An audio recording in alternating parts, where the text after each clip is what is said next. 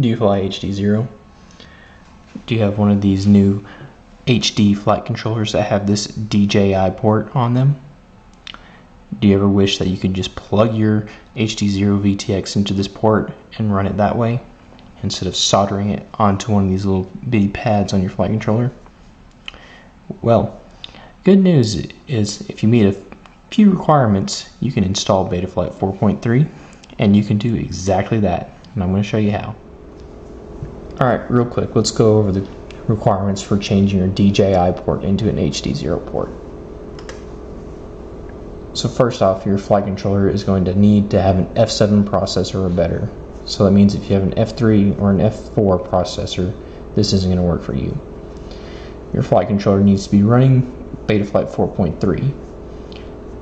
Also, if you're using the Freestyle VTX, you need to make sure that your flight controller can supply 15 watts on that port.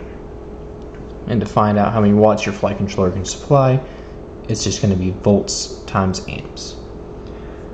Also, make sure that your port is supplying voltage in a range that your VTX can take. Some of these ports, they just supply VBAT, and if you're using the older Freestyle VTX and the 6S pack, then that will just fry your VTX, and you don't want to do that. Right here, I'm showing you the wiring diagram for the flight controller that I'm using. And inside this port here, you'll see they have UART1 and the RX pad for UART6. So the UARTs we need to worry about are UART1 and UART6. More specifically, UART6 for this process. Hey guys, while I was making this video, I forgot to mention what UART is going to be used for what purpose. So where you have the TX and the RX, you're going to want to use that for MSP display port. For smart audio, you're going to want to use just the lone UART.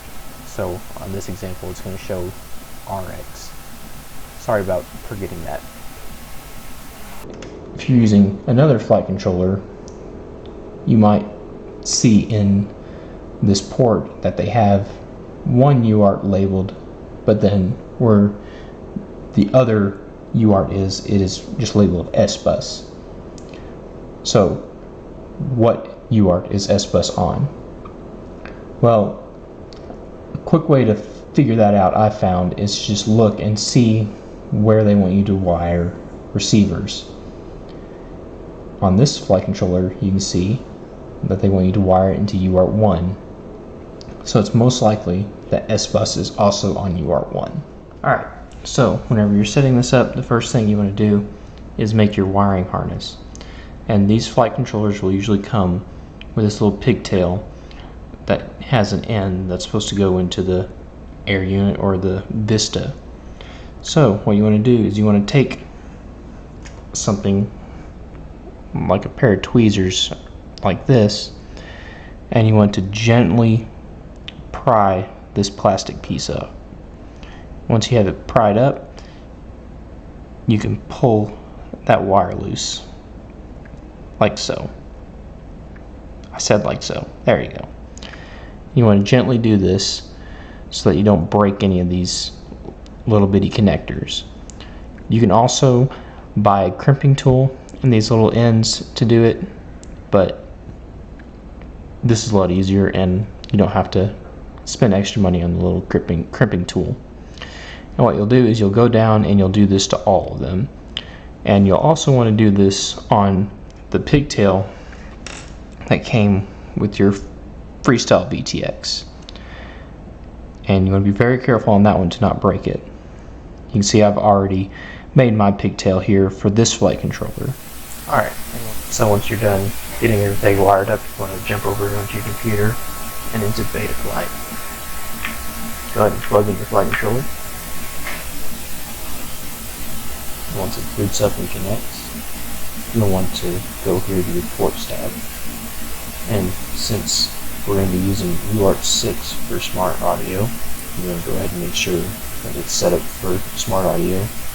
And on this flight controller that I'm using, the UART I'll be using for MSP display port is UART1. So you're going to go ahead and set that one up as you would normally.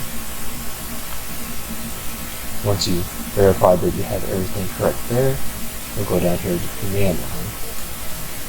And whenever that says done, you'll go ahead and type in resource.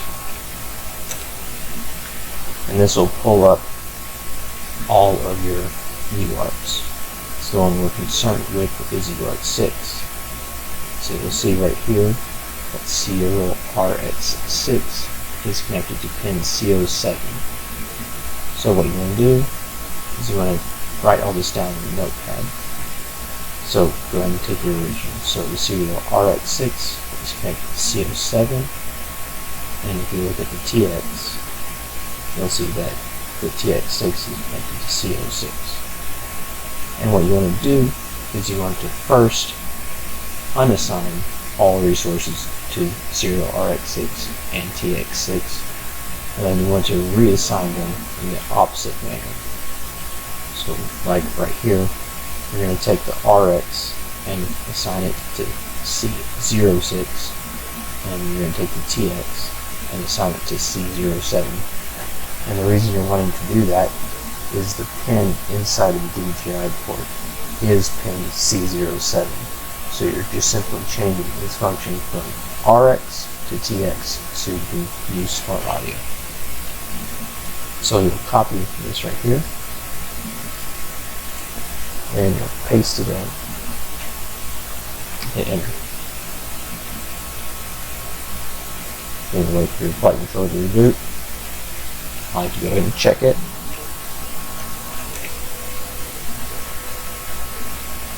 And sure enough, it went ahead and changed. And that's all you need to do to get your DJI port set up as an HD0 port. I hope this helps you out. Thanks for watching.